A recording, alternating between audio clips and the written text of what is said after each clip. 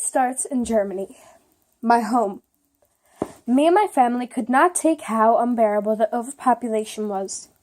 It wasn't always overpopulation that pushed people to move away. Other reasons consisted of war, famine, and religious persecution. My family spent their life savings on me so I could start a new life. My family was poor, so the only thing that was affordable on the ship was steerage class. It was so uncomfortable. I cried as the boat pulled away. I felt myself getting sick as the boat teeter-tottered. People crowded around me in every which way. I met a girl who's the same age as me. Me and that girl talked until the boat had swayed itself all the way to New York. A copper figure awaited in the distance as I burst into tears. Once I got to New York, straight away I got on a tiny little boat that sent us to a place called Ellis Island. There are many people in a line, and I guess they're waiting for some examination. That's what a little girl had told me when I was waiting. People looked so scared. When they were waiting in that line, there were many people that I didn't know that were speaking many languages I couldn't comprehend. A man called out and shouted at me. I couldn't understand what he was saying. It was not my language. I was so nervous and I freaked out because I was so nervous and I didn't understand what was going on. People kept on saying things in my language that I spoke in Germany, and they were saying that the people who were in the front could send us back home. The man who was in the front of the line asked me all these questions that I couldn't understand, and it was about 2 minutes after he finished. He changed my name to Wilder Lindsay. My name was not Wilder Lindsay. It was Wilder Listeney. They changed my name. After that horrid experience, they took me down to the main hall, still at Ellis Island. They put a tag on me, and it was taking hours and hours for them to finish whatever they were doing. The tag that they put on me said German.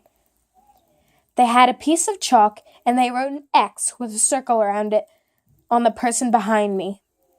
From then on, I had to settle. I settled in an Italian neighborhood that was very crowded. They offered the same food, clothing, and religion, culture that they did have at Italy. I used to talk to a person who lives in Italy.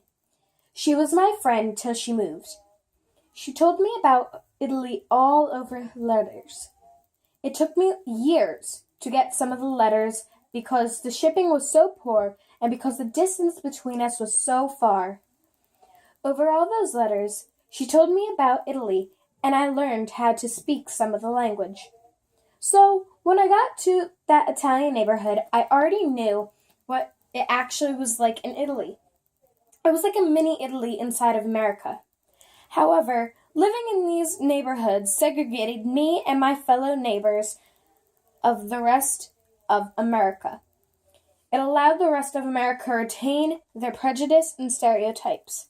In some cases, when the rest of the families came to America, they had no extra money, so they had to stay in what was called a 5-cent dispatch lodge.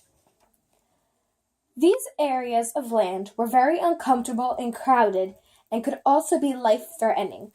Bathrooms, decent lighting, and fresh air were hard to come by in these lodges. So was food and clothing. Some people even slept on windowsills and roofs, and some fell off trying to get enough air to breathe. Many people who had already settled in America were furious because they didn't have any thought of wanting more people coming into their land. They did not like the fact that some immigrants worked as strikebreakers and that they took away their jobs. Some people even took it way farther than just being angry. They resented the immigrants for taking their land. You have to get away from what you don't want. For example, I got away from overpopulation. I didn't have to deal with it anymore. Now that people have immigrated, now our nation is filled with all kinds of different races, religions, and cultures. We all are different, and we have shaped a nation where we can live together. If people wouldn't have immigrated to America, we wouldn't have such a broad span of people from different areas. And even you would not be here.